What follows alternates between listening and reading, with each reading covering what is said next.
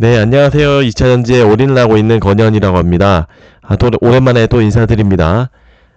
최근에 영상에 올려드렸던 것처럼 이제 또 영상을 또 본격적으로 많이 올려보고 좀 다른 거 여러 가지 시도들을 좀 더 해보려고 하고 있습니다. 네, 또 좀 그거는 차차 말씀드리도록 하고, 오늘은 2차전지 양극재 전성기 내가 3월 초를 기다리는 이유, 뭐 테슬라에 대해서도 당연히 말씀드리고, 또 수많은 2차전지 영상들 이야기도 좀 잠깐 짧게 하고 이제 본론으로 들어가 보도록 하겠습니다.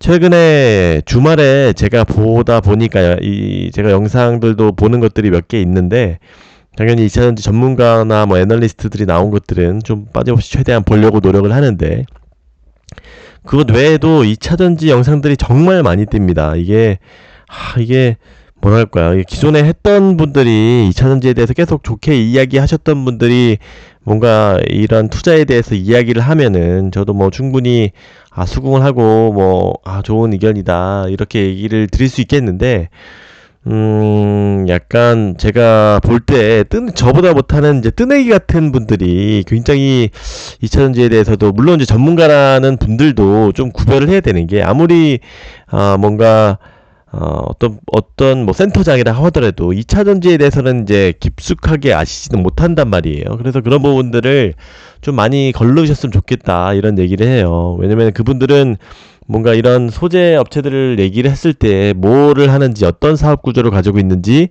어떤 호재와 어떤 기대감을 갖고 있는지를 판단을 못 하세요. 이게 예를 들어서 뭐 많은 패널들도 전반적으로 뭐 반도체도 보고 인터넷주도 보고 메타버스도 보고 여러 게임주도 보고 이렇게 전반적으로 보는 분들은 이렇게 2차전지에 깊숙하게는 이렇게 모르실 겁니다. 왜냐면 그 전반적으로 살짝 겉만 훑고 있기 때문에 자기의 돈이 들어가 있지 않은 상황에서 이렇게 겉만 훑고 있기 때문에 한계가 분명히 있을 거다. 그런 부분을 여러분들은 걸으셔야 된다라고 말씀을 드릴 수 있을 것 같아요. 뭐 제 영상을 꼭 봐달라는 의미는 아니고요. 이런 것들을 믿고, 예를 들어 그 사람들은 보통 이야기를 하는 게 짧게 보아야 하기 때문에 이런 뭔가 차트를 보고 이야기를 한다든가, 이런 전체적인 PER과 요 섹터를 비교한다든지, 상대적인 뭐 순환매라든지 이런 수급적인 이벤트에 더 포커싱을 하기 때문에, 그런 것보다는 이런 본질적인 이 섹터에 대한 이해를 공부를 하시는 뭐 애널리스트나 이런 분들 것만 보시지, 뭔가 투자 대가라고 해서 뭐 이렇게 정답을 얘기를 해주시는 건 아닐 것 같아요. 그런 분들을 좀 걸러주셨으면 하는 그런 바람에서 한번 이렇게 좀 짧게 말씀드리고, 저같이 좀 짧게 자랑을 하자면, 저같이 이렇게 실제 많은 돈을 투자를 하고 오랫동안 투자를 하고 이렇게 좋게 보는, 뭐 제가 뭐 이렇게 뭐 항상 저는 좋게 말을 해왔고 이렇게 기다려 왔잖아요. 그런 부분들을 이렇게 판단하셔서, 이게 실제 본인이 투자하는 수익률은 어떤 분들과 함께 투자를 하는 것이냐가 굉장히 중요하기 때문에, 그런 부분은 참조하는 영상들은 꼭 필터링을 하셨으면 좋겠다는 마음을 전달드리면서 시작을 해보겠습니다. 이 부분은 좀 안 보인다는 분들이 많아서 좀 제가 PPT에다가 좀 정리를 해서 하면서 좀 말씀을 드리려고 하고 있고, 최근에 배터리 아저씨가 굉장히 인기가 많습니다. 2차전지에 대해서 굉장히 많이 좋은 말씀을 깊숙하게 해주시기 때문에 인기가 많고, 저도 뭐 말씀을 드렸듯이 뭐 테슬라나 LNF나 이런 부분들은 조금 저랑 의견이 다르지만 나머지는 뭐 다 똑같고 저도 존경스럽다 이런 얘기를 말씀드렸는데, 그거를 말씀을 드리려고 한 건 아니었고, 이분께서 책을 내셨더라고요. 그래서 참 부럽다라는 생각이 들었습니다. 그래서 커리어도 말씀을 많이 해주시더라고요. 증권가에서 오래 몸 담고 계셨던 분인 거고, 이렇게 그 2차전지에 관련해서 책도 내셨는데 좀 부럽다는 생각을 했습니다. 그래서 저도 제 나중에 커리어나 이런 것들을 말씀드릴 기회가 있을 거예요. 어쩔 수 없이 책에 나타나기 때문에 저도 책을 준비 중입니다. 배터리 아저씨는 뭐 연세대 나왔는데, 저도 이거 좀 학벌 같은 게 뭐 중요한지는 모르겠지만 좀 말씀을 드리면, 저는 고려대학교를 나왔고요. 좀 이제 졸업한 지는 꽤 아주 오래됐습니다. 그런 부분들은 책에 제 커리어와 함께 이런 정체라고 해야 되나요? 뭐 궁금해 하진 않겠지만 이런 부분 제가 어떤 사람이고 어떤 길을 걸어왔고 얼마나 수익을 거둬왔고 뭐 이런 것들에 대해서는 제 책에 한번 나중에 말씀을 드려볼 수 있도록 하겠습니다. 재밌을 것 같아요. 그래서 좀 책을 준비하고 있다라는 부분은 말씀드릴 수 있고, 제가 말씀드리는 부분은 저는 사실 개미잖아요. 이런 분들하고는 또 다르리 개미로 시작했기 때문에 이런 개미들은 절대로 투자로 돈을 벌 수 없다라는 제목이 이건 아니지만, 인간의 마음이 사실 굉장히, 우리가 이론적으로는 어떻게 투자하면은 돈을 번다라는 것은 간략하게는 알고 있지만 이런 것들을 실제 실행하지 못하는 사람들이 99명이란 말이에요. 그런 부분과 우상향 섹터를 투자해야 하는 이유, 먼저 어떻게 선정을 하는지, 이런 것들을 어떻게 투자에 임해야 되는지, 개미들이 자기의 본업도 있을 텐데 그런 것들을 감안해서도 수익을 벌 수 있는 구조, 이런 것들에 대해서 좀 저는 이야기를 해보려고 하고 있습니다. 물론 어느 정도 좀 어그로를 끌 수 있는 제목과 이런 것들이 필요하겠지만, 뭐 근본적인 제 골자는 뭐 이렇게 제 주변에 워낙 많이 이렇게 투자로 돈을 번 사람들이 거의 없기 때문에 저는 좀 사실 제 나름대로는 투자로서 좀 성공을 했다라고 생각을 하는 사람 중에 하나이기 때문에 그런 부분을 좀 전달 드릴 수 있도록 하려고 있고, 그런 좀 대본들을 좀 써보고 있습니다. 그리고 최근에 오늘 이게 그리고 제가 자랑스러워하는 이유는 포스코 케미칼이 40조 잭팟을 터트린 이후에, 제가 수많은 제 1월달에 영상을 보시면 그 이후에 본격적으로 오를 것을 알았는데, 그런 부분에 대해서 좀 말씀을 또 드려보도록 하겠습니다. 물론 최근에 그 매크로가 지금 꽤 많이 올라왔죠. 나스닥이 지금 저점에 대비해서 뭐 20% 정도는 20-30%는 올라왔기 때문에, 그리고 굉장히 도와준 것도 있을 겁니다.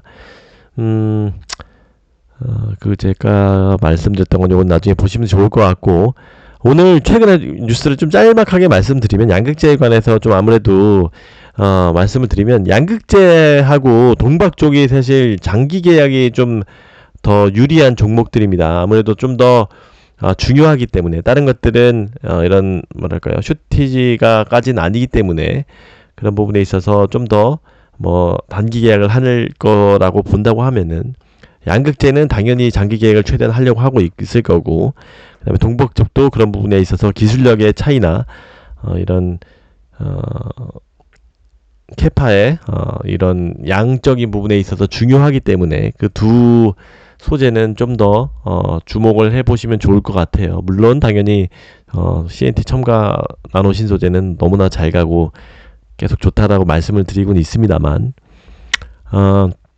오늘 제가 이걸 짤막하게 오늘의 시장에 대해서 좀 말씀을, 요즘의 시장에 대해서 말씀드리면, 에코프로는 사실 완전히 넘사벽이고, 이런 것들은 너무나 오른 이유와 좋다는 이유는 많이 들으셨을 거예요. 뭐 mRNA 유럽 여기 보시면 유럽의 CRMA와 이제 각 물려 있는, 그 다음에 또 에코프로, CNG와 머트리얼즈, 이런 자회사의 힘들로 인해서 지금 에코프로가 너무나 날아가는 것은 다들 아실 거고, 지금 에코프로는 제가 말씀을 드렸지만 요즘에 워낙 좋습니다. 거의 신고가를 오늘도 한번 기록했다 내려왔죠. 이거는 에코프로에 비해서는 조금 떨어지지만 너무나 좋습니다만, 요약을 해보면, 뭐 제가 너무나 자랑스럽다 이런 얘기를 썼는데, 요거는 딱 두 개의 힘이 지금 힘겨루기를 하고 있다라고 생각해요. 지금 에코프로비엠은 제가 요거 포스코 케미칼 이후에 얘네도 분명히 큰 대형 잭팟을 터뜨릴 거다라고 말씀을 드렸는데, 여기서도 당연히 그 이후에 컨콜에서 10년 요거의 경쟁사에 맞대응할 만한 장기 계획을 추진하고 있다. 저는 사실 장기 계획을 못할 줄 알았는데 얘네들은 또 그렇게 추진한다고 하고 있어요. LNF 같은 경우는 장기 계획까지는 안 될 것 같은데, 뭐 사실 결국 중요한 거는 연간 얼마 하는지가 중요하긴 하는 겁니다.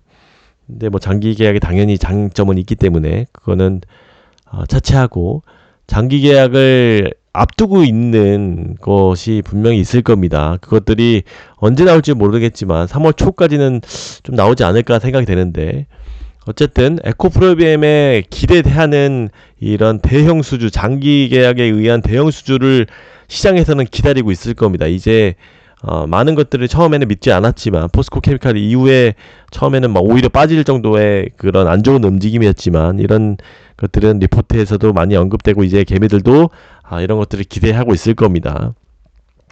그 힘과 또 지금 사실 제가 약간 조금 깨름직하게 생각하는 게 SK온의 최근에 부진한 수율이나 이런 포드와의 그런 움직임이 좋지 않은 신호들이 있습니다. 분명히 수율 문제라든지 아니면 최근에 이런 공장이 스탑됐던 부분들, 물론 그 스탑의 이면에는 포드가 CATL과의 거래를 이게 합리적으로 논리적으로 설명하기 위한 연막작전, 정치적인 연막작전인 걸 수도 있겠지만, 물론 저는 사실 그 부분도 꽤 너무나 그 상황이 딱 일치 CATL 거를 발표하면서 얘네들 거 문제를 제기한 것들이기 때문에 명분 쌓기도 분명히 충분히 가능성이 있다라고 보는데, 일단은 어쨌든 뭔가 SK온 쪽에서 어려움을 겪는 건 분명히 맞습니다. 해외 제대로 된 공장에 대해서 LG엔솔도 많이 들으셨겠지만 폴란드 공장이 워낙 어려움을 겪었기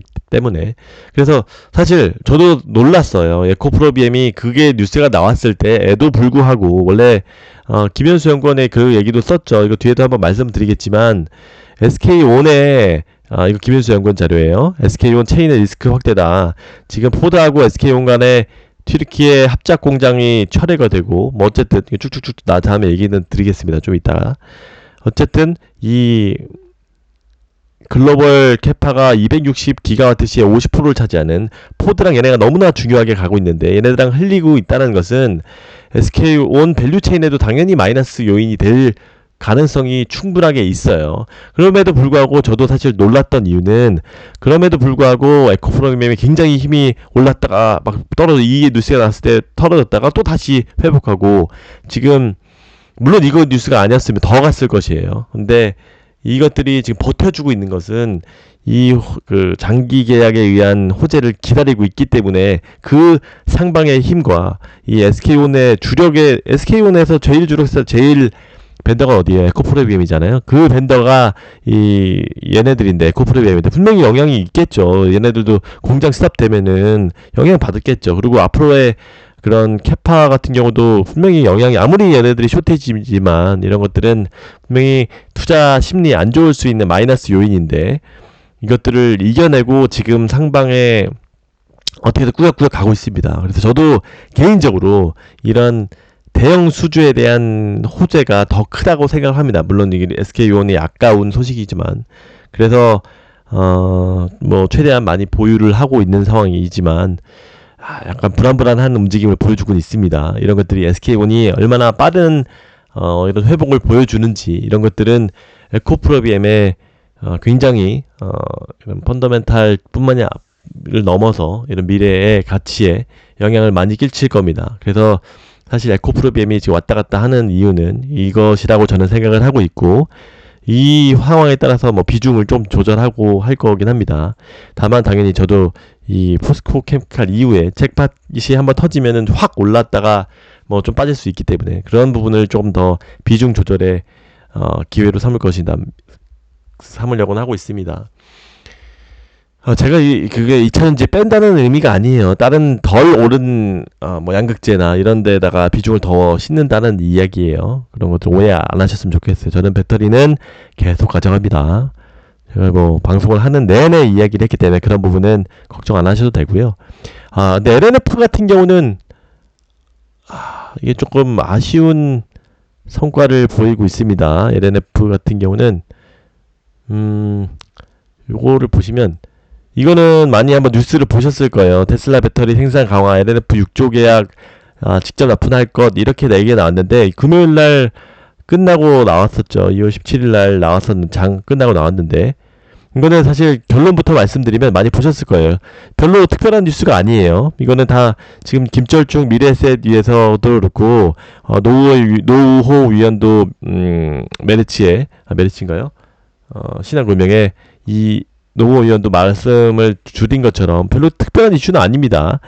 그럼에도 불구하고 시외에 많이 올랐었는데, 오늘 사실 이게 별로 저는 조금 이게 아쉬웠어요. 이게 사람들한테, 개미들한테, 우리 개미 투자자들한테 알려질 필요가 없는 뉴스인데, 오히려 더 놀라는, 한 번에 계약이 나오면 그때 더 이렇게 확 올랐어야 되는데 나중에 그 계약이 실제 터지면 팍 올랐어야 되는데, 이런 것들이 조금 오히려 한번 뭐랄까요, 잽이라고 표현할까요? 이런 것들이 자꾸 이렇게 나오면은 사람들은 더 이미 이게 어느 정도 시장에서 놀라지 않는 그런 소재로 될까봐 그런 것들이 조금 아쉽기는 합니다.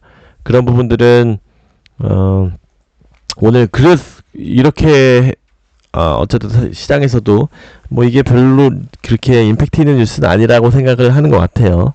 그리고 실제 규모도 뭐 4조, 6조 뭐 이 정도 얘기를 하는 거, 2년에 6조 이 정도 얘기하는 거니까 1년에 3조밖에 안 되는 거면 뭐 사실 놀랄 만한 뉴스는 아닌 거죠. 워낙 지금 그 포스코 케미칼이 40조 계약을, 연간 4조 계약을 따버렸으니까, 물론 당연히 LNF도 뭐랄까요, 그런 규모가 이거보다 작지는 않을 것인 게, 왜냐면 얘네들은 또 주 메인은 LG 엔솔을 통해서 나가는 게 제일 물량이 크겠죠.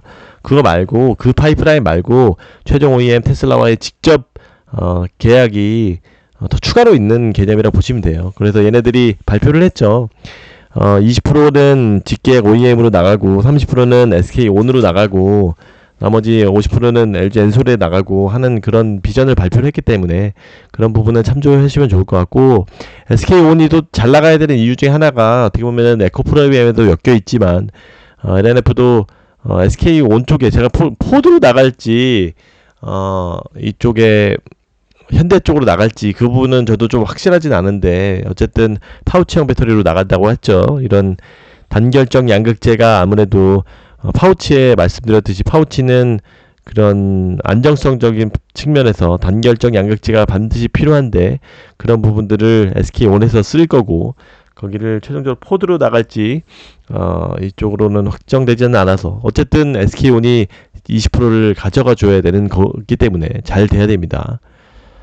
그래서 그런 것들이 영향이 있는데, LNF는 3월 초를 기다리는 게 제일 좋을 것 같아요. 제가 초반에도 1월에도 많이 말씀드렸지만, 사실 저는 보통 2월 중순 3월 초부터 좀 오를 것이라고 예상을 했어요. 이런 것들을 IRA 법안을 발표해서 뒤에서 제가 말씀드릴 것들이 있는데, 다만 당연히 이제 그런 기관이나 외국인들은 더더욱 빨리 들어와서 이제 대기를 하고 있겠죠. 그래서 미리 다 분할 매수를 하는 게 정답인 것 같은데, 이 부분은 제가 2편에 좀 연장해서 또 자세하게 말씀을 드려보도록 하겠습니다. 네, 이따 뵙겠습니다.